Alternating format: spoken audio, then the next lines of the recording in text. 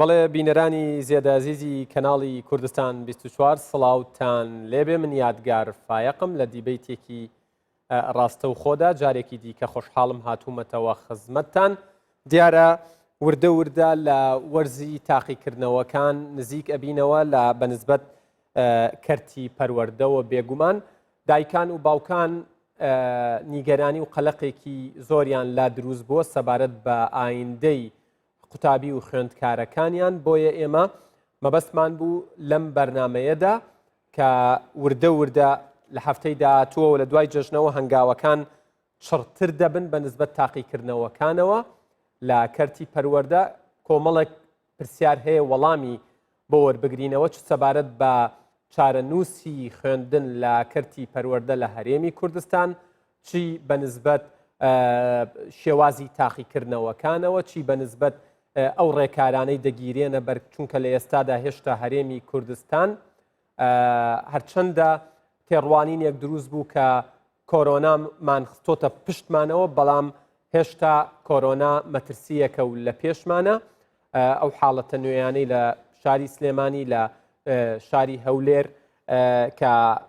دوێنێ و پێرێ دەستنیشان کراون بەڵگەن بۆ ئەمە چ ڕێکارێک دەگیرێتە بەر بێگومان قسە لەسەر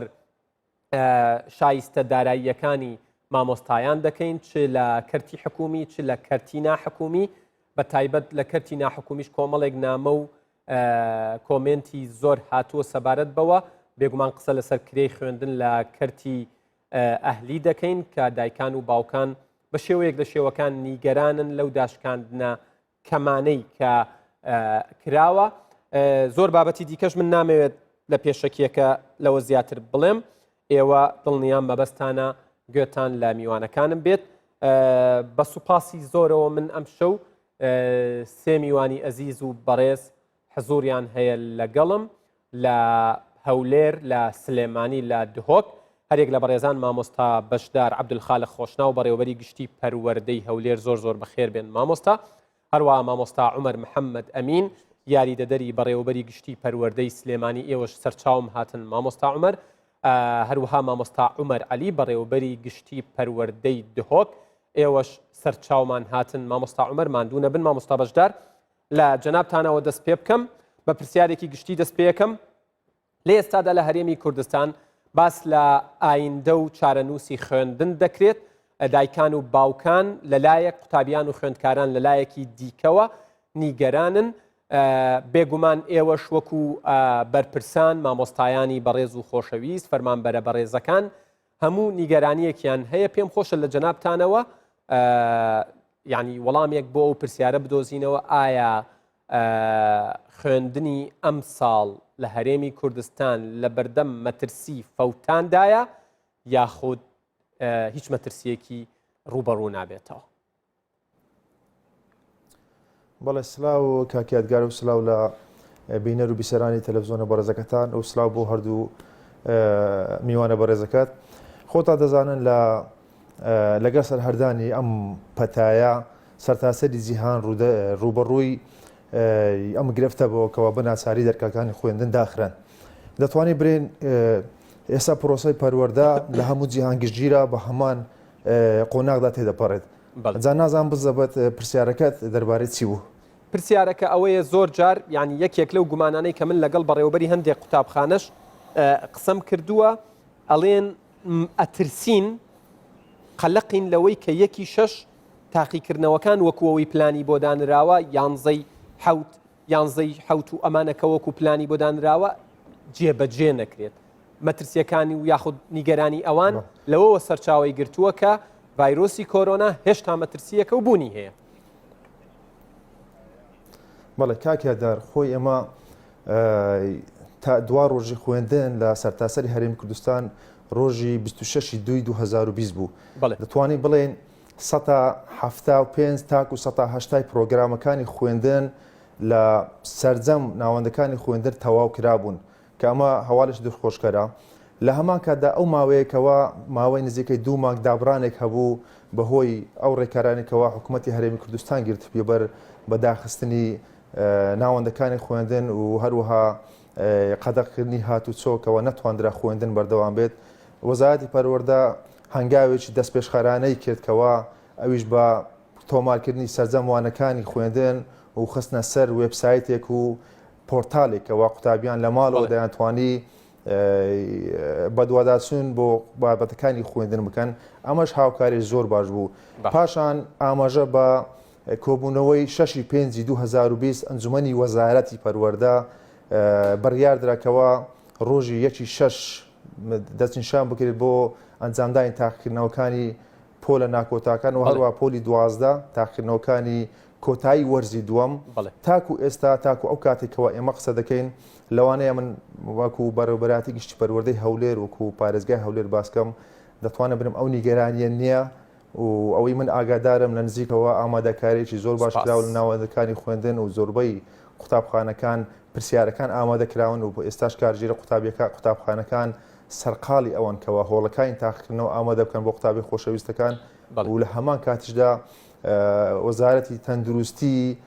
چەند ڕێنمایەکی بۆ ئێمە نردووە تاوەکو پابند بین لە کاتی بەرەوچوونی ئەزمونونەکان کە ئەویش پەیوەستە بە پاراستنی و سەلامەتی و تەندروستی قوتابیان لە کاتی ئەنجامدانی تاقیکردنەوەکان ئەویش دەکرێت دوای ئاماژە بە وەرەکاران. وردە وردە دێنە سەر بابەتەکانی دیکەش. سوپاس مامۆستا بەشدار. مامۆستا عومەر، ئێوە وەکو پەروەردەی سلێمانی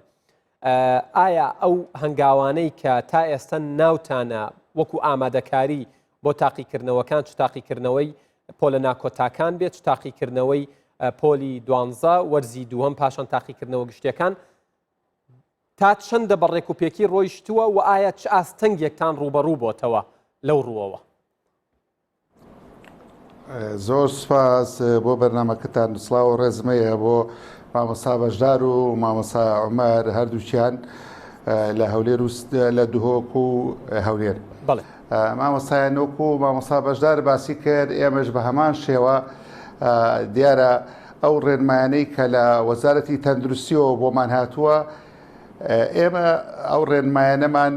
هەر هەمووی گەشتاندن پێکردو بۆ سەر جەم پەروەردەکان کە ئێمە خۆی لە 12 پەروەردەدا خۆی دەبینێتەوە و بێجگەلەوە لەگەڵ بەڕێوەبەرەکان بەڕێوەبەری پەروەردەکان لە دایلۆگین بە بەردەوامی ئامادەسازی باش کراوە. ئەگەر کاریگەری ئەم دوایەی گەڕانەوەی بڵێن شۆتی دووهەمی کۆرۆنا ئەگەر کاریگەری نەبێ لەسەر پرۆسەکە و لیژنەی باڵای ئۆپراسیۆنەکان بڕیار نەدا بە وەستاندنی خوێندن جارێکی کە ئەمە تاکێدە دەکەمەوە کە 1/6 ئێمە ئامادەسازیمان کردووە لەوانەیە گرفتێکمان لەم لا لەولا هەبێ، بەڵام ئەو گرفتانە نابنە هۆیەوەی کاریگەری هەبێ لەسەر پرۆسی تاقیکردنەوەکان. تاکیدم تەنها کاریگەری ئەوەیە ئەگەر خوا نەخواستە ڤایرۆسەکە زیاتر تەشە نەبسەنێ لیژنەی باڵای ئۆپراسیۆنەکانی تایبەت بە کۆرۆنا گەر ئەوان مەگەڕ ڕای بگرن ئەنا تاقیکردنەوەکان لە 1/6 تا 15/6 تاکیدم بە باشی دەڕوا بەڕێگەوە هەموو ئامادەسازیەکانمان کردووە، هیچ کێشە و گرفتێکمان. مامۆستا عومەر، چی سەبارەت بە نیگەرانی دایکان و باوکان لەوەی دەڵێن کە هێشتا ڤایرۆسەکە بوونی هەیە لە هەرێمی کوردستان؟ ئایا ئەو ڕێکارانەی بۆ تاقیکردنەوەکان گیراونەتە بەر تا چەندە گیانی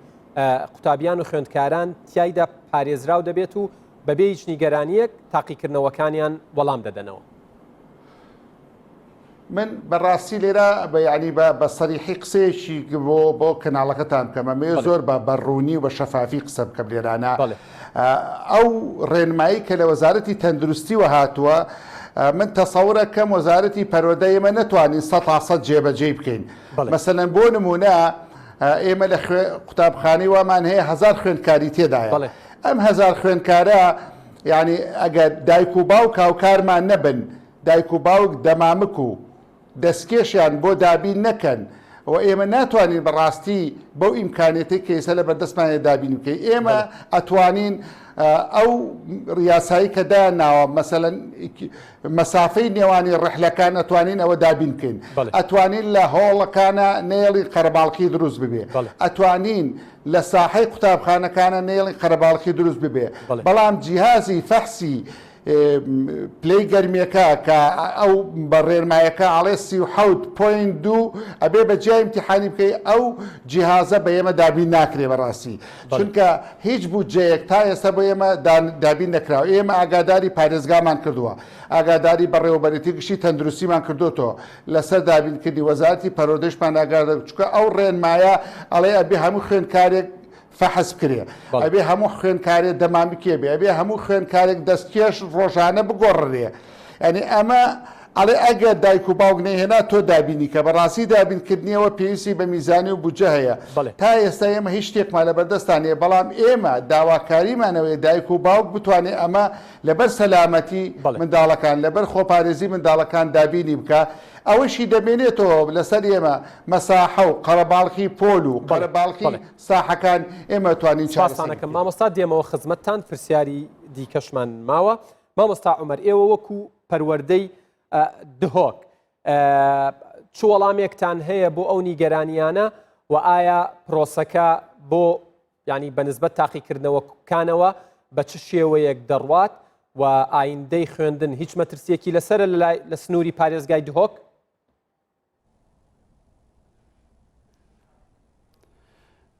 زۆر سپاس کاکی ئەدگار سڵاو و ڕێز بۆ هەردوو بەڕێزان مامۆستا بەشدار و مامۆستا عومەر لە هەولێرە و سلێمانیە یا دیارە کۆ ji ber efrewşa peyda bûyî ku li 26 do xandin fermî hatiye rawestandin Herêma Kurdistanê ji ber belavbûna nexweşiya koronayê lê wekû Wezareta Perwerdê û wekû Encûmenê Wezareta Perwerdê kombonê dixwê berdewam da her ji rojayekê qonaq digel dirêjkirina pişoyên fermî ji layê Wezareta Navxwe û Encûmenî Wezîran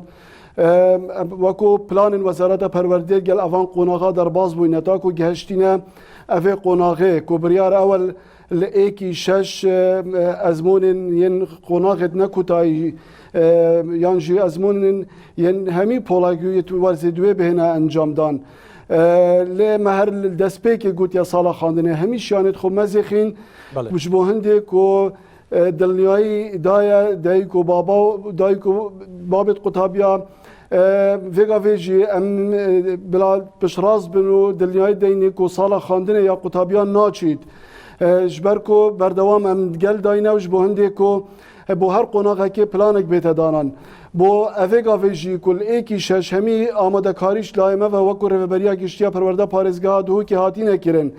kombonê xwe gel perwerdên qezaya û herek sunûrê xwe da berheviyet xwe dike ji bo hindê ku li êkî şeş dest bi ezmona bêhne kirin herwesa du kombon gel jora operasyona psopasî ve dibêjin parêzgeha Duhokê û herwesa rêveberiya giştiya Sexlemîr parêzgeha Duhokê û bordê karobarên mirovatî li Duhokê ji bo hindê ku hemî layenek pêk ve hewl bideyn ji bo hindê ku her kemûkasiyeka hebît yan karekê pêdivî bît bo preveçûna ya ezmona çi ezmonên yên êkî şeşî ku bijîn werzê duê çi ezmonên giştî ku yazdayê hevdeyne encamdan silametî preve biçin rast تاقیکردنەوانەی کە دیاری کراون ئایا لە ڕووی لە ڕۆ زانستیەکەوە لە ڕووە علمیەکەوە یعنی زیانی بۆ خوێندکاران و قوتابیان نابێت ئێوە چ پلانێکتان هەیە بۆ قەرەبووکردنەوە وترێت ئەمە بە شێوەیەک لە شێوەکان دۆخێکی ناچاریە و تەنها زیانی ئەتوان ئەم ساڵ تەواو بکەن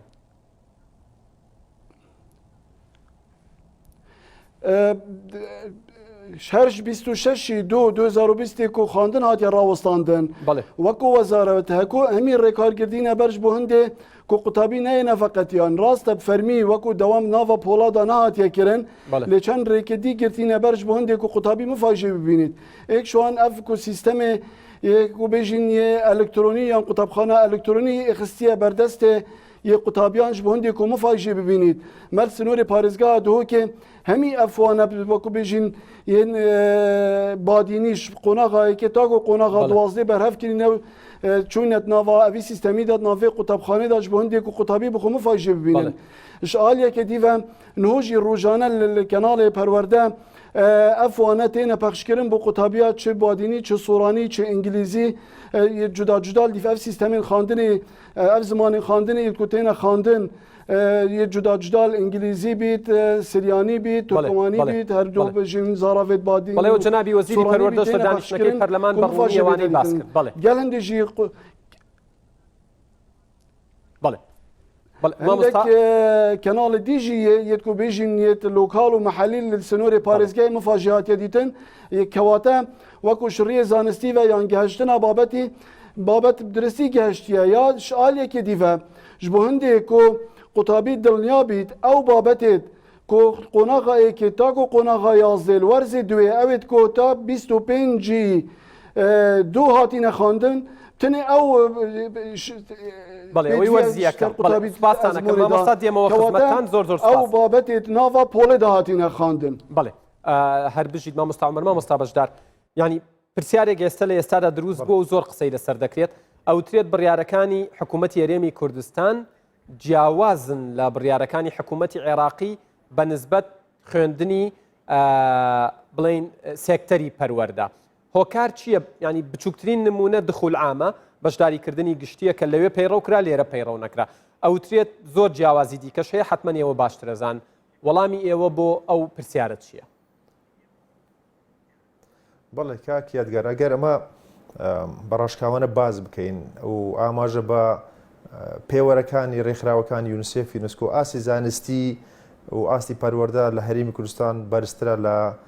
بەراوردەگەر عێراق بۆیە بەڕای ئێمە و ئەوە ئەو بڕیارش کە درا کە دخول عام نەکرێتن ئەوە بڕیاری ئەنجومەنی وەزارەت بوو سەرجەم ئەندامان یاخود دەتوانێت برین زۆرینەی ئەندامان لەگەر ئەوە بوون کەەوە دخول عام نەکرێت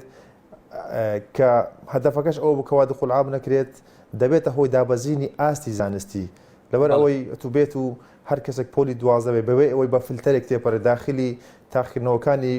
کۆتایی ساڵی بکەی ئەوە کاریگەری لەسەر ئاستی زانستی دەبێت بۆیە ئەوە یەک لەو خاڵانە ئەوەیەکەوە ئێمە لەوانێ زیاتر گرنگی بە ئاستی زانستی بدەین دەمانەوێت ئەو قوتابیانێکەوە دەردەچن قوتابیەک بن بەلایکەم بە فلتەرێک تێپەڕێ بن و هەروەها دەریش دەچن ئاستی زانستیان تا ڕادەیەک لەو ئاستە بێتن کەەوە قابل بن لە کوردستان کۆکۆ لە پەیمانکان وەربگیرن. بڵێ سپاس دەکەم مامۆستا ئیتر من ناچارم خێرا پرسیار بکەم چونکە پرسیارێکی زۆرم بواتەوە مامۆستا عومەر بابەتێکی دیکە کە لە چەندین جێگا ینی پرسیاری لەسەر کراوە پێم خۆشە حتمما ئێوە ینی لە دهۆک لە سلێمانی لە هەولێر هەمووتان تەواوکەری یەک پاکێجی پەروەردە و فێرکردنن بەڵام مەبەستمە مامۆستا عومەریەوە وەکو یاریدەدەری بەڕێوەبەری گشتی پەروەردەی سلێمانی وەڵامم بدەنەوە من دوو مامۆستا عومەرم هەیە لەم بەرنامەیە بێ زوو بڵێم مامۆستا عومەری سلێمانی مامۆستا عومەری دۆک بەنسبەت ئەو مادانەی کە داخلن بۆ تاقیکردنەوەکان هێشتا خوێندکاران یعنی دڵنیانین بە تایبەت پۆلی دوانزە بە دیاریکراوی یەک دڵنیایی دیکەیان بیتێ لای خۆتەوە چی تا کوێ داخلە زین چی من پێشەوەی وەڵامی پرسیارەکە بەمەوە لەگەڵ ڕێز و خۆشویستم بۆ کاک بەشدار لەسەر داخڵبوونەکەم قسە دەکەم وەڵاهی من بەلامەوە سەیرە ئەنجومەنی وەزارەت یان سەرۆکایەتی ئەنجومەنی وەزیران بڕیاری دخول عامیان نەدا خۆی بەڕاستی خوێندکارێک کە دەخوێنێت ساڵێک کە دەخوێنێت یعنی ساڵێکی کامل خوێندیەتی ینی مەعقولە تۆ بڵێ وەڵا کاکە ئیمتیحانی ئەخیر مەکە بڕۆرەوە ماڵەوە من کاتی خۆی پرۆژەیەکەمە بوو لە سەرجەم ڕۆژنامەکان بڵاوم کردەوە داما جەنابی دکتۆر پشتیوان دکتۆر پشتیوان ڕەزامەندی لەسەردادایە مامۆستا باپیر وتی مامۆستا عومەر بۆ ئەم ساڵ نابەس بۆ ساڵی داهات و پرۆژەکە تەبان مدیری مەکتەبەکان پیان ناخۆشە لەبەرەوەی دەرەجەی میعیاریان دادەبەزێت زۆرترین تەلەبە دەڕوە کە دەرەجەی میعیاری دابەزی هەندێکیان ڕوبەڕووی عقوباتە بنەوە من ئەوەم چارەسەر کردبوو لە پرۆژەکەدا بەڵام بۆ خۆی بەلامۆ سەیرە ئێمە لە ئێستا لە قەرنی 21کین لە هەموو دنیادا تەنها عێراق مابوو تەلەبە داخڵ نەکا بۆ ئیمتیحان عێراقیش داخلی کرد ئێمەی کوردستان داخڵمان نەکرد دخول عاممان نەکرد مامۆستایەوە وەکو پەروەردەی سلێمانی لەو بڕیارە دەنگتان هەبوو ئێمە مامۆستا دڵشاد وتی من دەنگم داوە لە سێ چکە من نەچوومەتە ئەنجومەنی وەزارەت من وتم مامۆستا دڵشاد ئەکرێ ئێمە دەنگ بدەین بڕوا دخول عام بێت چکە ناکرێت تەلەبە ساڵی بخوێنێ بڵێ وەڵا ناچیتە ئیمتیحانەوە بۆچی ناچێت ئەگەر تەلەبەیەک نیسبەتەکەی کەم بێ ئەوە مەحەد وەری ناگرێ ئێمە بینیمانە ساڵانی پێشوو خوێندنی باڵا 65 وەرنەگرتۆ لە مەحەد ئێمە گرنگ نییە لامان لەوێ وەرە گیریا وەرناگیرێ گرنگە ئێمە ئەم تەلەبانە حەقی خۆیان بدەین بچین ئیمتیحان عێراق بە عێراقی خۆی تەنها عێراق مابوو ئەم مەسەلەی تیابێ داخڵکردن عێراقیش دخول عامی کرد بەڵام بەداخەوە ئێمە کوردستان نەمان کرد ئەمە یەکێکە لە گلەیەکان ڕوبەڕووی منە بێتەوە وەکو پەروەردە وەکو سلێمانی و من بۆ خۆم لەگەڵیانیم ئەوە خاڵیەکەم خاڵی دووەم لەسەر مەسەلەی پرسیارەکەی جەناب ئەو بابەتانی کە داخل و داخلنی بۆ منهەجەکان ئەو منهەجانە هەر هەمووی بە دەقیقی هەر هەمووی لەلایەن وەزارەتی پەروەردەوە لەلایەن ئەنجومەنی وەزارەتەوە تهدید کرا و تەنها لە کیمیا و بیرکاری تۆزە گلەی و گازەندە هەبوویش چارەسەر کرا یعنی بەنسبەت پۆلی دوانزەوە هیچ گرفتێک نییە بەنسبەت پۆلەکانی کەشەوە ناکۆتایەکان زۆربەی بەڕێوەبەرەکانی ئێمە لە سلێمانی مەسەلەن بۆ نمونە من ئامادەی هەڵکەوتەڵێم بۆ نمونە سلێمانی خۆی هەموو مامۆستاکانی تهدیدیان کردووە هەموو مامۆستاکان وتیانە ئەوەندەمان خوێندووە ئەوەندە داخڵە لە ئەوە نەوەکو خوێندکارێکە بێ نەزانێ یعنی تاکید دەکەمەوە لەوە بەنسبەت ئەو منهەجانەی کە داخڵە بۆ ئیمتیحان هیچ گرفتێکی تێدا نیە لە قازانجی خوێندکاران بۆ ئەسڵەن بەنسبەت پۆلی دوانزە ناکۆتاییەکان هاوکاریشی باشیان کراوە لەلایەن ئەنجومەنی وەزارەتەوە و بە فەرمی هەموو دام و دەستگاکانی خوارەوە هەموو سێکتەرەکانی پەروەردەی لێ ئاگادار کراوەتەوە کە چەند داخڵەوە چەند داخڵ نییە هەندێک گلەی و گازەندە لێرە و لەوێ هەیە بۆ ناکۆتاییەکان ئەڵێ ناکۆتاییەکان ئەڵێ وڵا کەممان خوێندووە پرسیاری کەم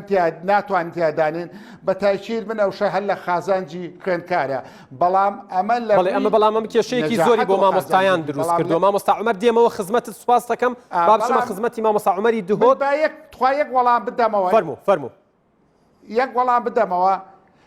من یەک شتی کاڵێم ئێمە وەکو وەزارەتی پەروەردە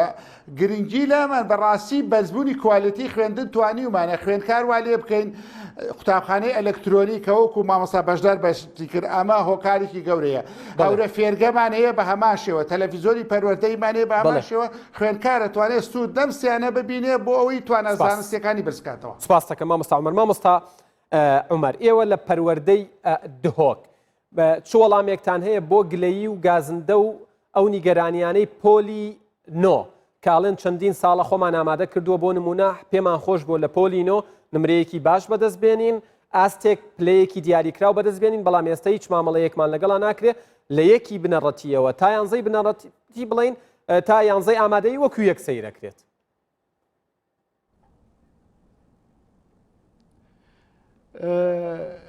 پۆڵە نەهەیە طبعا دو ئەزمونێت یەت ویزاری هەبوون ئەوژی وەکو بێژین ئەزمونە گشتیە دوازدە و پۆڵە نەهەیە ئەزمونە نیشتیمانی ئەزمونە نیشتیمانی ji bo hindê her bu barsivikiya qutabiya êk doş ber evra û şapeyda bû zehmet bû tu du ezmonê yet bêjin seranserî encam bideyî lewma jî berova jî ez bînim barsivîkiyeke bo qutabî çünkü weko qonak her qonaxe çu cudahiyê lê naket û kartêkirinê jî lê naket ya dîl qonaxa nehê wekî qonaxa duwazdenîne ku girêdayî wergirtinê bît li zankoyê ji bo kartêkirinê weko bêjin masîrê qutabî li ser saleka xandinê bête girêdan lewma jî dîtina min hiç kartêkirinê li ser naket ji ber ku qutabî her de ezmonê xoket û hedî derbas bîte bo xandina akademî yan pîşeyî bol qonaxa dehê berdewamî bidete xandina xwe بەڵێ کەواتە ئەم بابەتە ئێوە بە شێوەیەکی علمی چارەسەرتان کردەوە وەکو مامۆستا عومەریش ئاماژەی پێدا و هەرچەندە مامۆستایان گلەی ئەوەیان هەیە بۆ نمونە پێیان وتراوە لەسەر 80 نمرە پرسیاردا بنێن لە کاتێکا ماوەیەکی زۆر کەم وانە خوێنراوە ئەمە لە بەرژەوەندی قوتابیان و خوێندکارانە هەرچەندە فشارێکی زیاتر و زەختێکی زۆریشە بۆ مامۆستایان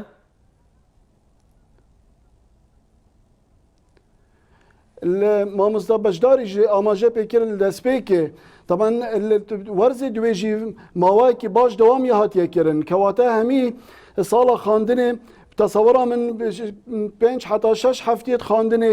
یعنی وەکو ساڵە درستی داوام نەهاتیە کردن ئەو ژی بوان ڕێکن مە ئاماژە پێکردی وەکو قەرەبۆیەک بۆ هەندێک و ناحیا یا زانستی هەمی پرۆگرامی گوه لێ بدەن دیتنا من کارتێکردن لێ نەهاتیەکردن وەکو عالیە زانستی بابەت تا ڕادایەکی باش گەهشتیە و شڕیە ئەزمۆنا ژیڤە هیچ کارتێکردنێ قوتابیان ناکەش بەرکو بتنێ ئەو بابەت بۆ ئەزمۆنی دێن هەژمارتن ئەوێت کو تاکو ڕۆژە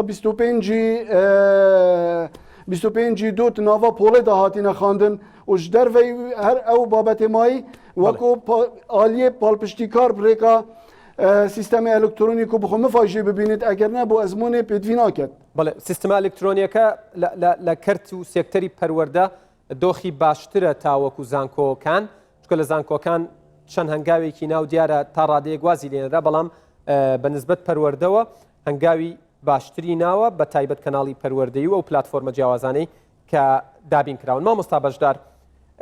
بابەتێکی دیکە هەیە سەبارەت بە جێگەی ئەنجامدانی تاقیکردنەوەکان هیچ بیر لەوە کراوەتەوە وەکو مامۆستا عومەری پەروەردەی سلێمانی ئاماژەی پێدا وتی یەکێ لەو کێشانەی کە ڕوبەڕوومانە بێتەوە ڕەنگە بۆ نمونە ئێمە بتوانین لە ینی دوورکەوتنەوەی کۆمەڵایەتیەکە سۆشەڵ دیستانس و ئەمانەت پەیڕەو بکەین بتوانین تەلەبەکان خوێندکارەکان دوور بن لە یەکەوە چی بکرێت بەڵام لە نەتیجەیە هەر کێشە دروستە بێت تا ئێستا چونکە ئێمە بینامان هەیە 2 دەوامی تایە بینامان هەیە 3 دەوامی تایە پۆلمان هەیە 40-50 تەلەبەی تایە تا ڕۆژی ئەمڕۆ بیرتان لەوە کردوێتەوە سوود لە بینای زانکۆکان وەربگرن بۆ ئەم بابەتە چونکە ساردکەرەوەی تایە شوێنەکان ڕێک و پێکترن بەڵێ ئێمە تەمان ئەو دوو تاقیکردنەوانێکەوە ئەنجام دەدرێت بەرواری یەکی 6 کە دەستنیشان کراوە بۆ ئەنجامدانی تاقیکردنەوەکانی کۆتایی وەرزی دووەم ئەوە لەسەر ئاستی قوتابخانەکان و لە ناو قوتابخانەکان ئەنجام دەدرێت تا ڕادەیەک گرفتمان نییە دەتوانێت برێن گرفتی بەرزبوونەوەی پلەی گەرما و گرفتی کارەبا لەوانەیە ناو قوتابخانەکە تۆزێک کێشە بێت بەڵام ئەوەی گرنگە لەلای ئێمە تاقیکردنەوەکانی وزاری پۆلی 12 کەوا تاقیکردنەوەیەکی چارەنووسیە بۆ قوتابیان ئەوە هەماهەنگێکی تەواو کراوە ئەم ساڵەکە دەکرێت تا ڕادەیەشی باش سوود لە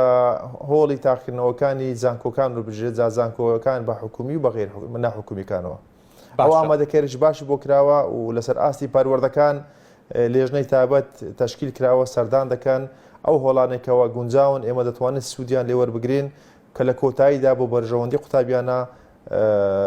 دەکرێت بۆ تاقیکردنەوەکانی بەرواری 11 ئێمە وەکو قاعی یاخودوەکو هۆڵی ئەزمموی بەکاریان بهێنێ باشە مامۆستا بەشدار بابەتێکی دیکەیە بە نسبەت شایستە داراییەکانی مامۆستایان و فەرمانبەرانەوە ئەمڕۆ دیارە وردە هەواڵی باشتر و دڵخۆشکارتر لە بەغداوە دێت ئێوە چی ئەکەن بۆ ئەوەی ماف و شایستە داراییەکانی مامۆستایان و فەرمانبەرانی حکومی دوای قسە لەسەر ناحکومیەکە شەکەین وەکو خۆی دابش بکرێت و بە هیچ شێوەیەک حەقیان نەفەوتێت و موچەیان دوانەکەوێت لێرە بەدووە بەڵێ کاکیاتگار ئێمە ئەگەر تۆزێت بەواقعێنە بیر بکەینەوە هەمومان لەگەڵ ئەوەین موچەخۆرانی هەرێمی کوردستان سەرجەم ماف و ئیمتیازە داراییەکانیان پێ بدرێت بەڵام ئەگەر دەگەر واقعی هەرێمی کوردستان و واقعی حکوومەتی هەرێمی کوردستان و ئەو بار و داخەداراییەکەوە بەسەر حکوومەت داهاتوە دەکرێت ئەمە بەرچاو بگیرێتن خۆمان دەزانینکەوە حکوومەتی هەرێم بە بارودۆخێکی زۆر سەخت تێدەپەڕێت ئەو سەرچاوانەی کەوا پێشتر وەکو سەرچاوی دارایی بۆ حکوومەت هەبوون هەم داهاتی ناخۆ هەم خاڵە گومرجەکان و هەم ئەو بڕەنەوتێکەوە دەڕۆیش بە نرخێکی پێشتر بەرزتر بوو ئەوە هەمووی نەماوە بەهۆی ئەو قەیرانە نێودەوڵەتی یاخود ئەو ڤایرۆسەیەکەوە بەرۆکی جیهانی گرتووە بۆیە ئەمە لەوانەیە وەکو داکۆچی کارێک ئێمە داکۆچیغاری مافی مامۆستایانین و لەگەر ئەوەینا نەک تەنها مامۆستایان بەڵکو سەردەم تین و چێژەکانی کۆمەلگا و سەرجەم موچەخۆران مافی خۆیان پێ بدرێت بەڵام ئەوە دەوەسێت سەرواقعی دارایی هەرێمی کوردستان و دڵنیاشم لەوەی کەوا حکوومەتی هەرێم و وەزارەتی دارایی ئەگەر هات و ئیمکانەتی هەبێت درێخی ناکات لە بێدانی شایستەکانی سەرجەم فەرمانبەران سوپاسانەکەم مامۆستا عومەر دیارە پرسیارێکی ئێجگار زۆرم بووە تۆ سەبارەت بە خوێندنی قوتابخانە ئەهلیەکان یان تایبەتەکان یاخود ناحکومیەکان یەکێک لەو بابەتانەی کە باس کراوە من لەوێەوە دەست پێ بکەم هەرچەندە لە بڕیارەکانی وەزارەتی پەروەردە بەڕوونی ئاماژەی پێدراوە بەڵام من گروپێکیان هەیە مامۆستایانی قوتابخانە و باخچەک بڵێن ئەهلیەکان تایبەتەکان هەنی ئاماژە بەوە دراوە قوتابخانەی فلان 250,000 موچەی داوە قوتابخانەی فلان 250,000 موچەی داوە قوتابخانەی فلان موچەی بەنیوە دابش کردووە هەیە وتوێتی من داشکاندنم بۆ خوێندکاران و قوتابیان کردووە کەواتە موچەکانی ئێوەش داشکاندنی تیاکرێ ئێوە چۆن مامەڵە لەگەڵ ئەم قوتابخانانە ئەکەن بێگومان لە سنووری پەروەردەی ئێوە و دواتر لەسەر سنوورەکانی بڵین پەروەردەکانی دیکەش قسەی لەسەرەکەم دیارە ئێمە ئەوان خۆیان قوتابخانە ئەهلیەکان ناحکومی خۆیان عەقدیان کردو لەگەڵ مامۆسایانی خۆیاندا دوایەوە لەژێر ڕێنمایی و چاودێری بەشی ناحکومی لە پەروەردە باش ئەمە خۆیان کردوارە دوای ئەوەی کە ئەم گرفتە دروست بوو لە 26 دووەوە خۆتە زانین دەوام ڕاگیرە باشە ئەوان عەقدیان کردووە دەبێ پارە بدەن بە مامۆستاکان بە فەرمانبەران بە کارگوزاران بەڵام ناتوان پارە لە خوێندکار وەرگرن ناتوان وەری بگرن تەبعاً دوایەوەی دایلۆگ کرا لەگەڵ جەنابی وەزیر لەگەڵ ئەنجومەنی وەزارەت بڕیار دراکە ڕێنمایە دەرچی ئەو ڕێنمایە وازەحە 100 ساڵەکە ئەبێ ئەو پارە ئیعفا بکرێن هەر خوێندنگایەک پێشتر ئۆفەری هەبوو بێ مەسەلەن ئیسە بۆ نمونە قوتابخانەی لە قوتابخانەکانی ئێمە عەقدی کردووە 3 ملیۆن لە خوێندکار وەربگرێ باش بەڵام پێش وەزعەکە پێشەوەی کۆڤید 19 بێت پێش 26 دوو 2 ملیۆن و 250 وەرگرتووە ئێستا بە پێی ڕێنمایەکەی وەزارەتی پەروەردە کەواتە ئەو مادام ئۆفەرەکەی پێشتر کردووە جارێکی کە ناشکێتەوە خەڵکەکان دێن بۆ لای ئێمە کە سوکاری خوێندکار دێن گلەیی دەکەن ئەڵێ ئەوە سەتادەکەمە بۆ داناشکێنێ بەڵام ڕێنمایەکەی وەزارەتی پەروەردە ئەڵێ سەتادا بە مەرجێک پێشتر ئۆفەری نەبوو بێ بەڵام ئەمڕۆ دیسانەوە ڕوونکردنەوە بڵاو کراوەتەوە لەو بارەیەوە مامۆستا بەڵێ من هیچ ڕوونکردنەوەیکی کە نازانم بەڵام ئەوەندەی بزانم کە ئێمە بە پێی ڕێنمایەکەی وەزارەتی پەروەردە سەتادا ئەبێ بشکێنن ئەوە قەرارە ئەبێ جێبەجێ بکەن ئەبێ سەرجەم جێبەجێ بکە بەڵام بە مەرجێ لەو ڕێنمایە نەچێتە دەرەوە سەتادا ئەگەر پێشووتر سەتادەکەی شکانووە ئەبێ سەتادەکە مشکلە نێبێ بیداتەرە باشە مامۆستا عومەر ینی ڕێنمایەکە زۆر کەسێک پێشتر 2 ملیۆن و 500 مامۆستا عومەر ڕێنمایەکە وازەحە بەڵام جێبەجێکردنەکەی کێشەی بۆ باوکان و دایکان دروست کردووە ینی من لە خۆتانە پرسم باوکان و دایکانە و پرسیارەیانەیە ئایا ینی پێشتر کەسێک 2 ملیۆن و 500 دیناری تەسلیم کردبێ بۆ کرێی خوێندن چونکە باسی کرێی گواستنەوە و خواردن ناکەم چونکە شتێک خزمەت گوزاریەک پێشکەش نەکرابێ پێویست ناکە پاری وەربگری ینی لە 2 ملیۆن و 500,000 دینار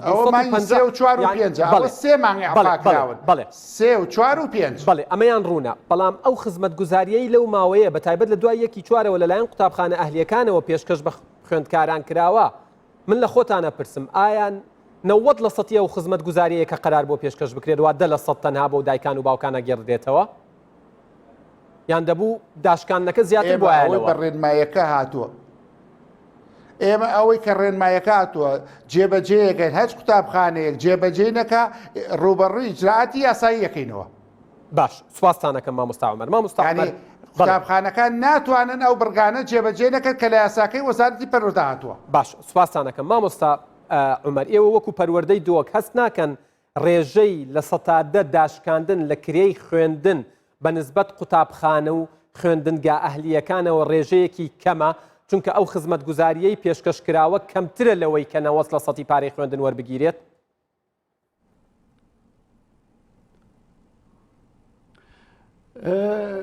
بێگومان نەوەش ئەکید پشتیل دیفچۆن و دیراسە و سەر ڕاوستیانە یا قوتابخانە هاتیە بەڵامەوتێ دراسە و بەدواداچوونەکان لە ساڵحی خاوەنی قوتابخانەکانە نەک لە ساڵحی دایکان و باوکانی خوێندکاران توزانی آخر قوتابخانەت ئەهلیژی میلاکێوان مامۆستایەتوان ئەوە خوب خۆشی پێدویە سەروان شایستەیە داراییەتوان مامۆستایەژی هەمی بگەیتێ باش ئەگەر شایستەیە داراییەت مامۆستایەژی پارەش قوتابیانەیە وەرگرتن ببیت بۆ قوتابخانەیەکیژی بزەحمەت بیت بشێت مۆچێن مامۆستایەت خۆیان گرن بەستێت وان بدەتێ لەو ماژی ji bo hindê ku Wezaret Serrawsayî nedayî ku babet qutabiya hemî şayîstê yê ku bijîn ew parêkiriya xandinê bidet û ne qutabxanît ehlî jî ziyanî bînin ji bo hindê ku kêm rêjeyeka pitir ji qutabiya bête wergir yanî bête kêm kirin û şayîsteyê darayî timamî bibêne mamostaya. Dîtina min bêguman çend şiyan da hebît givaştim hat bakirin ku pitir bat bît da bo qutabiya wekû bêjin rewşeka wekû evre da baştir bît bes bêguman her ziyada ser hesêba qutabxanê bît û şiyanê darayiyê qutabxanê. باش ئێوە قبول دەکەن لە سنووری پەروەردەکەی خۆتان ئەو مامۆستایانەی لە بڵێن مامۆستای کەرتی ناحکومین موچەیان پێ نەدرێت یان نیو موچەیان پێ بدرێت لە کەرتی ئەهلی؟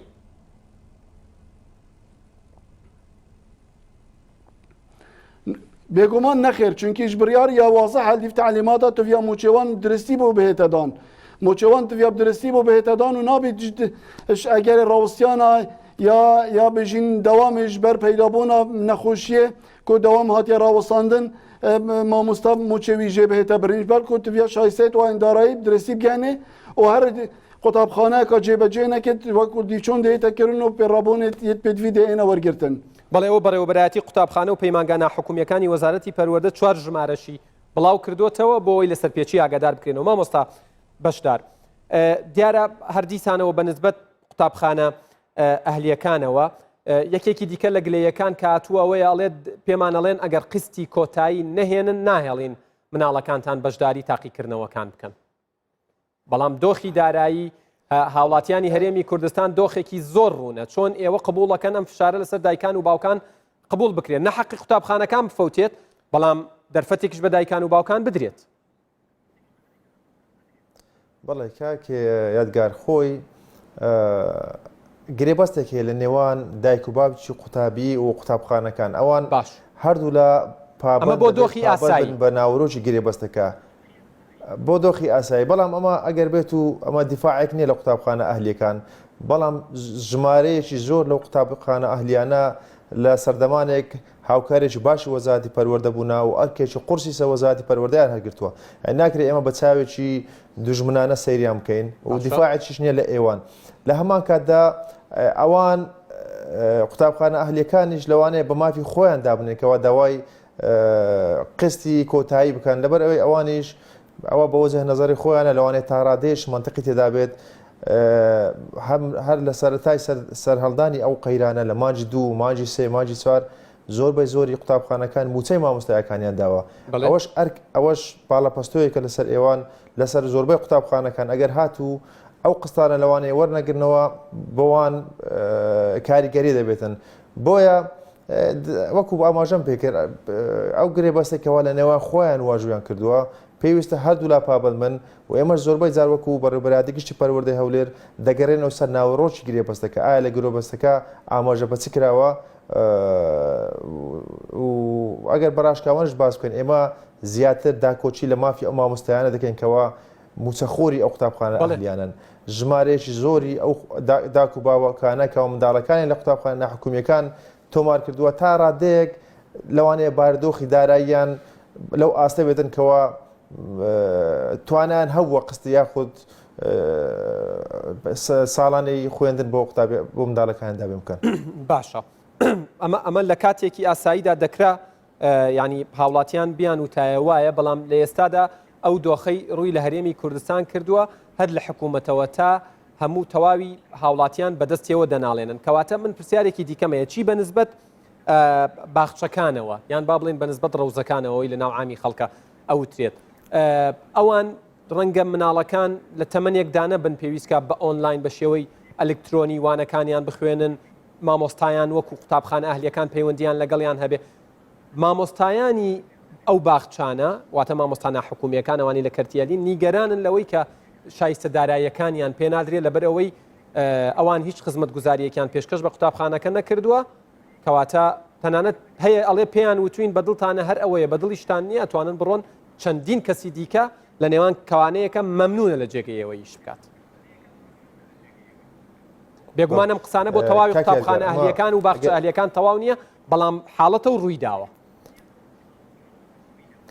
بەڵێ ئەمە ئەگەر بێت و سەری بڕیارەکانی وەزارەتی پەروەردە بدەین زۆربەی بڕیارەکان و بەڕاوێژ لەگەر خەڵکانی پسپۆر بووە لەگەر بەڕێوەبەراتی گشتی پەروەردەی پارێزگاکان بووە و هەروە زۆربەی جار خاوان یاخود بەڕێوەبەری قوتابخانە ناحکومیەکانی چێدا بەشدار بووینە پرسیان پێکراوە و داوایان لێکراوە زۆربەی جارش بڕیارەکان زۆر توم بووە لەسەریان. بەرز سەبارەت بە باخچەی منداڵان هەروکو ئاماژەمان پێکرد شان بەشانی قوتابخانە ناحکومیەکان و پەیمانگەکان پەیامەکەی وەزارەتی پەروەردە لە سەرەتادا ڕوون بووە تاکو ئێستاش کەوا پێویستە سەرجەم ئەو قوتابخانە و پەیمانگە و باخچانە پابند بن بە ناوەڕۆکی ڕێککەوتنیان لەگەر مامۆستایان. خۆتان دەزانن هەر مامۆستایەک هەر قوتابخانەیەک دەوام بکە گرێبەستێکی واژوو کردووە لەگەر ئەو قوتابخانەیە یاخود ئەو پەیمانگە و باخچەیە ئەگەر هاتوو لە گرێبەستەکە ئاماژە پێکرا بوو لە ڕۆژانی پشوشدا موچەی پێدەدرێت ئەوە مولزەمن پابندن کەوا موچەکانیان بۆ دابی بکەن. من ئەوەی ئاگادارم باسی سنووری بەڕێوەبەراتی گشتی پەروەردەی هەولێر دەکەم ڕێژەیەکی زۆر دەتوانم برێم 99 قوتابخانەکان لە مانجی 2 لە مانجی 3 لە مانجی 4 شایستەدارەکانی مامۆستایانیان دابین کردووە ئەمەش بەهۆی ئەو پاڵەپۆستۆیە یاخود ئەو فشارێک کە وەزارەتی پەروەردە خستێ سەریان سەبارەت بۆ داشکاندنەش بە هەمان شێوە ئەوە دوو فەرمانی پێ دەربچێت ئەمڕۆژ فەرمانیش نوێ بڕیارش نوێ دەرچووەکەوە ئاماژە بەوە دەکات ئەو سەتادەیەکەوە دەشکێندرێ هیچ ڕەبت پەیوەندێکی نییە بۆ ئۆفەرێکەوە قوتابخانەکان پێشتر داویانە بەدا کوباوی قوتابخانەکان قوتابیان پێویستە ئەو سەتادەی دابشێن ئەوە هەمووی لە بەرژەوەندی قوتابیانە لە بەرژەوەندی کەسوکاری قوتابیانە و لە بەرژەوەندی مامۆستایانە. بڵێ سپاس دەکەم مامۆستا عومەر. بابەتێکی دیکە بە نسبەت پۆلی دوانزەوە نیگەرانی لای بڵین قوتابیان و خوێندکاران دروست کردووە نازانم دەنگی مامۆستا عومەر ناگاتە لای من گیان مامۆستا گوێتان لە منە ئێستا پێشەوەی پرسیارەکە قەوسێک مەدەی تێ لە فەرموو بە کورتی بێت چکە لە کۆتایی نزیکەبینەوە بۆ پاڵپشتێک بە کورتی بە پاڵپشتێک بۆ ئەوەی کاک مامۆستا بەشدار من ئێمڕۆ بەڕێوەبەرێکم لا بووە باشە یعنی مەصرفی مانگانەی 43 ملیۆن و نیو بووە باشە 150,000 لە خوێندکار وەرەگرێ 50,000 داوا کردووە نەیانداوە یعنی ناتوانێ مەصرفەکە پارەی مامۆستا و کرێی ئاو و کارەبا و پارەی پێداویستیەکان بدا ئەگەر خوێندکاری شاوکاری نەکا بەڕاستی ئەبێ دایک و باوکەکە شاوکاریان بکەریتر ئەو ڕێژەکەی 150,000 داوا کردو نیانهێناوە ینی ئەوەی چێکە لە گلەیەکانی کەسوکار کە چوون لە قایمقامی بۆی دەنگی هەردوو لا چ دایکان و باوکان چ قوتابخانە ئەهلیەکانی وەکو خۆی بگە. مامۆستا عومەر بە نسبەت پۆلی دوانزەوە نیگەرانیەکەیە لەوەی طبعا لەناو خۆیانە کە گفتوگۆکەن گروپیان هەیە لە تۆڕە کۆمەڵایەتەکان باسیێواکەن کە پرسیارەکانی ئەم ساڵ قورستر ئەبێ لە ساڵانی ڕابردوو کۆنمرەی بەرز پێویستە کۆنمرە بەرز ئەبێت معدلەکان زۆر زیاتر ئەبێ لەوەی چاوەڕێکرێ گەر یەک دڵنەوایی و دڵنیاییان پێ بەخشی لەم ڕۆوە زۆر گرنگە بێت چونکە ئێستا لە ناو پرۆسەی کۆشش و سعیکردندان. ئەزایچی بایەکشت بۆ خوێندکاران ڕوون بکەینەوە یعنی پێشەوەی کۆڤید-19 بێ پرۆسەی دانانی پرسیار و ئەوانە کاری لەسەر کراوە مەرج نییە 100% چووێتە بواری جێبەجێکردنەوە مەرج نییە چوو بێتە 100% بواری جێبەجێکردنەوە بەڵام تاکی دەکەمەوە ئەوەی کە دەڵێ پرسیار گران دادەنرێ لەبەرەوەی کەم خوێندراوە ئەوە ئەسڵ وەساسی نییە ئەو پرسیارانە کە دانراوە لیژنەیەکی باڵا هەیە ئەسڵ ئیمساڵ ڕێنمایی پرسیاردانان پرسیار هەموو زۆربەی مامۆسایانی کوردستان بە تایبەتی 5 مادە بەشداریان تیادا کردووە. من تاکی دێدەدە بە خوێندکاران ئەو قسانە هەمووی قسەی ینی بەڕاستی خەڵکی ئەکادیمی نییە خەڵکێک نییە کە پس بڕبێ لە کارەکە قسەی ئەوانە نییە کە لە پرۆسەکە دایشەکەن لە پرۆسی تاقیکردنەوەیشەکەن ئەوە قسەیەکی دەرەوە هیچ ئەسڵ وەساسی پێویستە گوێ لێ نەگرن. سوپاس مامۆستا عومەر. مامۆستا عومەریەوە لە پەروەردەی دهۆک یعنی بەنسبەت پەیمانگەکانەوە پەیمانگای کۆمپیوتەرە پەیمانگاکانی دیکەیە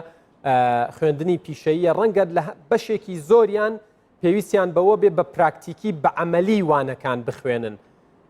بەڵام لەبەر ئەوەی دۆخێک هاتۆتە پێشەوە مامۆستایان و قوتابیان و خوێندکاران دوورن لە یەک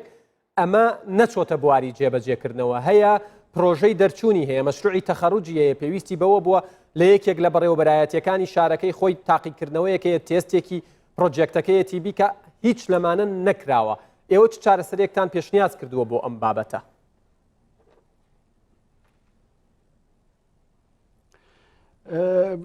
پەیمانگا وەکو ڕێبەریە گشتیا یا پەیمانگا سەرپەزارەتە پەروەردەی و پتر وەکو کاری پەیمانگا پسەوان فێتێتەوە گرتن هەروەسا بۆ دانانە میکانزمە یا ئەزمۆنە هەماهەنگی ناوبەینە ڕێبەریە گشتیا پەیمانگا و ڕێبەریە گشتیا ئەزمۆنە بکارێ ڕێنماین تایبەت بۆ ئەزمۆنین پەیمانگا کار سەرکردە وەکو دابشکردنا نمرە سەر وەکو هەر ئالیە پراکتیکی و ئالیە بێژین تیۆری نمرە هاتیە دابشکردن و بتنێ ئەزمۆن دێنە ئەنجامدان ئەف بریارە هاتیەدام بتنێ بۆ ماوەی ئەزمۆنایە بەلکو بۆ نەبوو هەندەیە کۆ دەوام بێتەکردن یان ژی ناوە قوتابخانەدا سەروشنی چ پراکتیکی بیت چ تیۆری بیت کۆ دەرس بێنە خواندن بتنێ قۆناغا هەندەیە کۆ ئەزمۆن بێنەکردن ئەف ئەزمونە ژی کۆ هەروەکی مەگوتی شەشی پێنج بریار هاتیەدانان دیف ئەو خشتە و ڕۆژت هاتیینەدانان بۆ قۆناغێت جودا جدایەت ئەزمۆنە ئەوە وەکو بریارە تا ئەڤرۆکۆ کۆ دوێت دەمژمێرەدا ئەم ئاخڤین ئەمزانین جی ڕەوشە هەرێما کوردستانی و پارێزگەن هەرێما کوردستانیش بەر نەخۆشیە کۆرۆنایژی ڕۆژ بۆ ڕۆژێت بیت گۆڕانکاریە لێ پەیداد بن ئینشاءالله چ تشتێ نەچاوەڕێکیری دیار نەبن لێ تێکچوونا ڕەوشە یا خودێنەکەت ڕۆژێ داهاتی ژی تاکو ئێکی شەژی بۆ هەڵسەنگاندنا ڕەوشێ ڕەنگە گشتی دێ بۆ وەزارەتە ساخلەمیە مینیت بیت بریارە دیماریکێژی کار بێتەکردن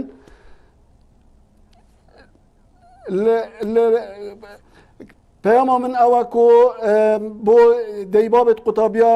دڵنیا بن کۆ ساڵە خواندنێ ناچیت بەلکو ساڵە خواندنێ هەرچەوە بیت لیف هەر کاودانێکی بیت وەزارەتە پەروەردێ دێ پلانە خۆها بیت وەکو پێشنیار بۆ ئەنجومەنی وەزیران کۆ بێتە پەسەندکردن و ساڵە خواندنی پەرچە ڕەنگی ناچیت ئەس ئاگدارم جەنابێ وەزیری کوت گەل وەزیرێ ساخلەمیێژی بۆ تفان ڕۆژاژی کۆ چاودێریە و وەزعی عامیە و بریارە دوماهی کە هەردیسە بۆ وەزارەتە ساخلەمی و لایەنێ پەیوەندیدار دێمینیت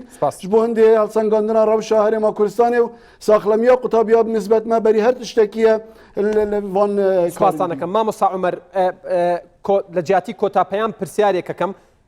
نامەیەکم بۆ هاتووەڵێ پۆلی 12 لە هەندێک قوتابخانەی ئەهلی تایبەت بەبێ ئاگاداری پەروەردەی شارەکان دەبرێنەوە دەوام ئەمە تا چەندە کارێکی دروستە و چ ڕێگە پێدراوە زۆر بە کورتی مامۆستا عومەرگیان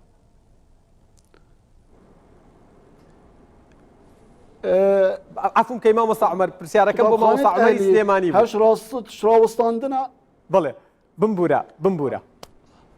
زانیم ئەم شەو کێشەم بۆ مامۆستا عومەرەکان لەگەڵ مامۆستا بەشدارە گەڕایتەوە بۆ هێڵم بەڵێ تێنەگەیشتن پرسیارەکە دووبارەکەیتەوە ینی نامەیەکم بۆ هاتووەڵێ پۆلی 12 لە هەندێک قوتابخانەی ئەهلی بەبێ ئاگاداری پەروەردەی شارەکان دەبرێنەوە بۆ دەوام واتە ئەبرێنەوە کامپی قوتابخانەکانیان و دەرسیان پێوترێتەوە ئەمە چەند ڕێگە پێدراوە زۆر بە کورتی بێت ئێمە هیچ ڕێگایەکمان نەداوە بەوانەی کە ئێستا دەرس بخێننەوە شیوانیە ئیلا نازان بە دەربێ لەوانەیە بەبێ ئاگای ئێمە بێگەرێمە ئاگادار ڕێگە پێ نادێن چونکە خۆتە زانی پرۆسەی خوێندن هەموو بە هەموو شێوەکانیەوە وەستاوە تەنها تاقیکردنەوە دەکەوێت کەواتە ئەمە ڕێگە پێدراونی و پێویستە قوتابخانەکان بزانن مامۆستا بەشدار کۆتاپەیامتان زۆر بە کورتی کۆتاپەیام ئەوەیەکەوە دایک و باوچ و قوتابیان دڵنیا دەکەینەوەکەوە وەزارەتی پەروەردە هەموو هەوڵێش لێ خاتە گەر بۆ ئەوەی ساڵی خوێنی قوتابیان نەفەوتێت و هەر بڕیارێک کەوا درابێت لە بەرژەوەندی قوتابیانە و هیوای تەندروستی و سەلامەتیان بۆ دەخوازێت داواکاری نە مامۆستا و بەڕێوەبەری قوتابخانەکانش بە گروتێرێکی زۆرەوە ڕوو ناوەندەکانی خوێندن بکەن. بەڵێ مامۆستا بەشدار عەبدولخالق بەڕێوەبەری گشتی پەروەردەی هەولێر، مامۆستا عومەر محەممەد ئەمین یاریدەدەری بەڕێوەبەری گشتی پەروەردەی سلێمانی، مامۆستا عومەر عەلی بەڕێوەبەری گشتی پەروەردەی دۆک زۆر سپاس بۆ کاتەی بە ئێمەتان بەخشی. کۆتاپەیامیشم هیوادارم کە وەزارەتی تەندروستی بە هەمانگی لەگەڵ وەزارەتی پەروەردە کەشێکی ئارام و دروست و تەندروست بۆ تەواوی قوتابیان و خوێندکارانمان دابین بکەن بۆی بەبێ نیگەرانی و بەبێ قەلەقی تاقیکردنەوەکانیان ئەنجام بدەن ئێوە و کوردستانیش لە ئامانەتی خوادا بن خواتان لەگەڵ